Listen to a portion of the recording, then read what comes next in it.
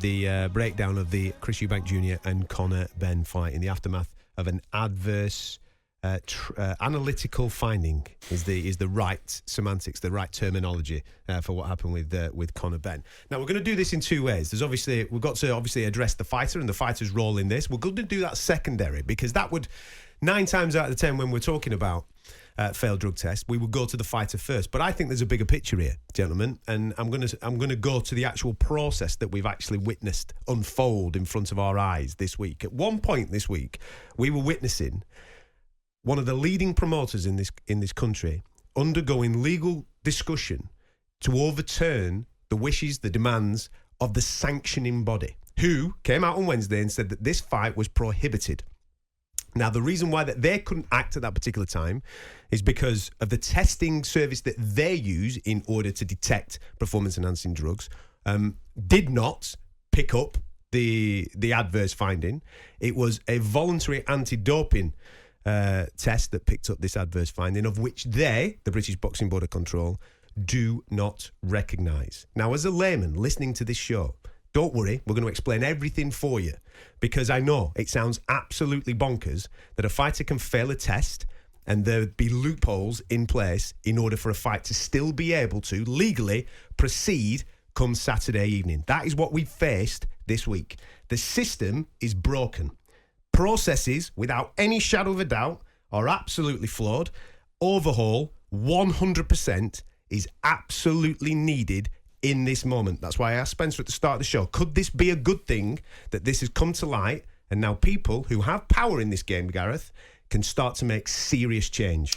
Yeah, well, I think, to add to the layers that you've just developed there, and I'm sure Spencer will after me, is that you're quite right. Arguably, Eddie Hearn is amongst the most powerful sports promoters in the world. He has $1 billion deal with DAZN, who are going nowhere, and he has challenged the veracity of they're not a statutory body.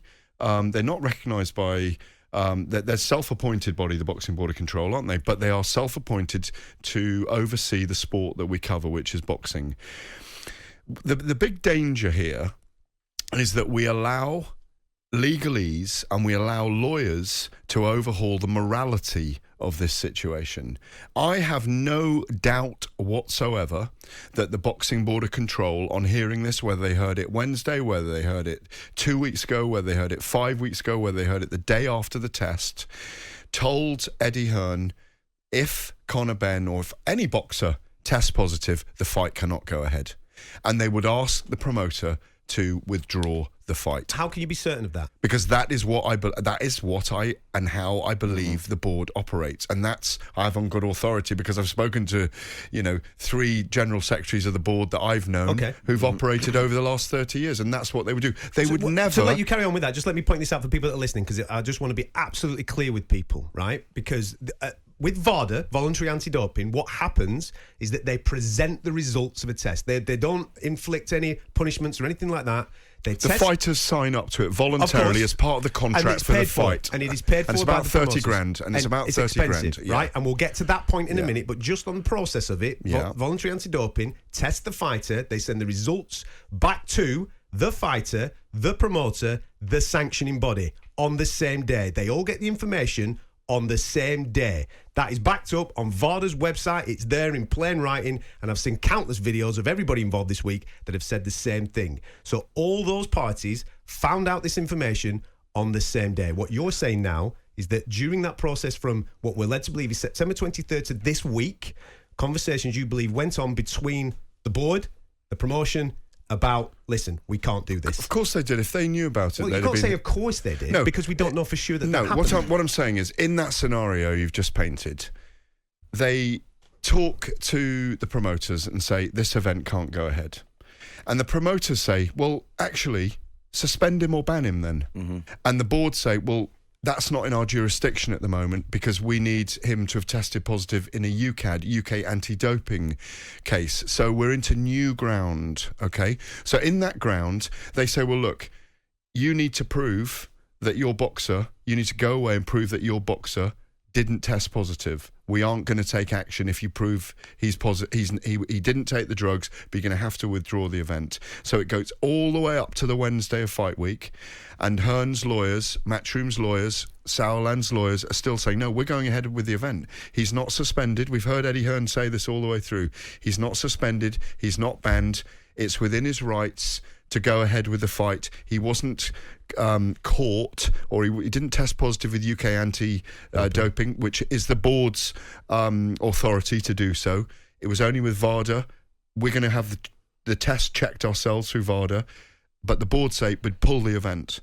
So the board don't get the event pulled. So come Wednesday, they say we're prohibiting the event. We're putting it out there publicly. We're going to leak it. Okay. It's been leaked, hasn't it? Okay. It's been leaked out there. So there's a hue and cry, public outcry. The issue is forced out into the public. But we go, as we were in the first section, all the way up to Thursday with... On what you're saying, let me give you another scenario. Yep. Right? So everything, what you're saying is factual with your opinion on top of that, okay? So they all find out on the same day. Let's say they all find out on the same day. We know factually that on Wednesday of this week, the British Boxing Board of Control prohibit the fight. Yep. On the same day that the public find out of what has happened with Conor Benn because of an article that has been released by a journalist.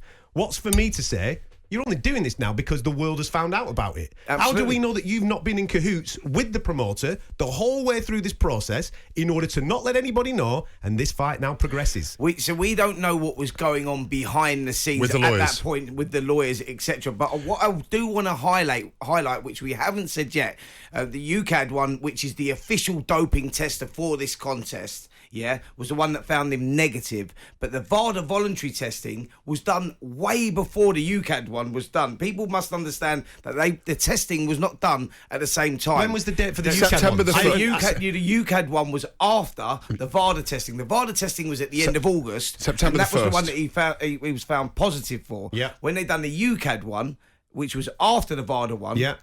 he was negative. So what I'm saying This is all irrelevant. That's irrelevant, though, isn't it? No. Because he had tested positive. But what I'm saying, that's my point. He had tested positive. But what I'm saying is because UCAD was the official one, and they were saying, so that's what Eddie's argument was. Well, that's the official one, and so we can overturn this. You go, well, no, mate, but the UCAD one was done at a different time. The VADA one was done at a time before that. Well, this and is he the thing. tested positive. This that is the was thing my on what you're argument. saying. So the fight should have been stopped. Well, this is But the thing. Eddie's argument was that UCAD, Just on your point, this is the thing. Because the British Boxing Board of Control have kind of shot themselves in the foot because on previous tests in the past, they have said we do not recognise VADA. So they've given the opportunity there for a conversation to say, well, you don't recognise VADA, so why are you kicking off about it? But they recognise a positive test. But okay, right. So now with this whole situation, these are the facts. VADA was a voluntary service of which Benn, Eubank, Wasserman, Matchroom all signed up for and paid for. Sure. If they didn't do that, there would not be a positive test because UCAD didn't find it. Yeah. So therefore, in my opinion, their testing system is flawed straight away. And therefore, the relationship between the British Boxing Board of Control and UCAD needs to be looked at extremely closely, and if not severed, because we need to change that whole process right there. Yeah, but cheating is a very complex business, as we know. Yeah, but you need to cheating change. is a very complex business. Well, UCAD's testing isn't rigorously enough They should be compared to tested VADA. twice a week.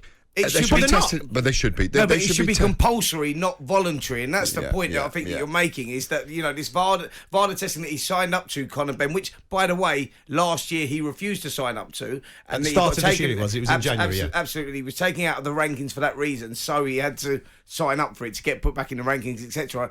And VADA also, by the way, guys, is the one drug testing governing body that Eddie Hearn said was the golden testing one. And do you know when he said that? They were the ones. He said. And do you know when he said that? When Jarrell Miller tested positive for 3 steroids when his own fighter, Anthony Joshua, was due to fight him in New York. Then it was the best testing system out there. So the hypocrisy... It's a complete very transparent mess, there. and I totally agree with Adam with what he says. Something needs to change, and we need to clean this up. The British Boxing Board of Control need to get hold of it and change the system because the system is broken. It's not working. No, but the morality of a promoter as well. Look, if You said it to me yesterday. We were chatting when we were doing the women's show in Sheffield. Sure. They have done wealth over health here. Absolutely. It kind of encapsulates this for me. Mm-hmm. The morality of our promoters needs to be to the fore as well. If one of your boxers tests positive, Adam, for a banned substance, you can't be doing a deal with your mate who Calla and Eddie Hearn, Calla Sowland, Chris Eubank Jr.'s promoter, are very good friends. They're very close friends. They've never really been rivals. They've always got on. And they presented the case to Chris Eubank Jr., didn't they, when the case came up? That's nonsense in itself. It is. And that's what I mean. They shouldn't be doing that. No, it shouldn't have been. The morality of our promoters is in question here. Maybe the promoters should be up on a disrepute charge for pushing what they're doing. The facts are, right, we keep hearing this week. The fighters were all right with it. I don't care if the fighters were all right with it. There's £3 million quid on the table for them. That's why they're all right with it. That's why they're all right. They should not have even been given the opportunity to even answer the question as to whether they're all right with it. And here's another thing that I'm not happy with either. When promoters are starting to talk about the levels that were found in somebody's body, you're getting comfortable with a certain amount of drug now irrelevant. being involved in a fighter that had tested positive. The level that I'm comfortable with is zero. Yeah. Zero tolerance. Absolutely. You get caught with something in your system, you pump the brakes on a fight straight away the minute you find out about it. And then when we're talking about this due process thing, Conor Benn's not been given due process. Well, let's do the due process. Stop the fight and do the due process there and then. Let's get the B sample tested. Where is the B sample? Where is the B sample? With all due respect, the B sample's irrelevant because it's going to come back the same way that the A sample does. But he's allowed recourse with a B sample. He is allowed to defend himself with a B sample. Of course he is. Yeah, but where is it? It's there somewhere, isn't it? My point is, it should take hours to get hold of, not exactly. Weeks or whatever. The B sample is taken with the A sample. It's the same sample cut in half. I've got to say something here. Adam and I, we're sitting here with a man who had a blood clot on the brain 24 years ago, who had a serious, life-changing, life-saving operation from a fight. From being punched in the head in a fight. And I love you. And I've loved you for years. I covered that fight. We are friends. I'm glad you're here 24 years later, of course. This is a dangerous sport. Absolutely. How on earth can we condone two fighters going in the ring? You'd still go in the ring today. We have to protect the fighters. It's the duty of the promoters. It's the duty of the board and all the sanctioning bodies. The thing for me is, before we go to the darts randomly, which is currently taking place in Leicester. That is random. It is. But the thing for me, the way that this has played out this week, and I'm sure there's a lot of fight fans that are thinking the exact same thing. I just want to stress, we've only found out about this because they signed up for voluntary anti-doping, something that they didn't need to do. We also find out about it because of a journalist breaking a story. If the journalist doesn't break the story, are we at the O2 tonight having a fight with all the same situations going on in the background?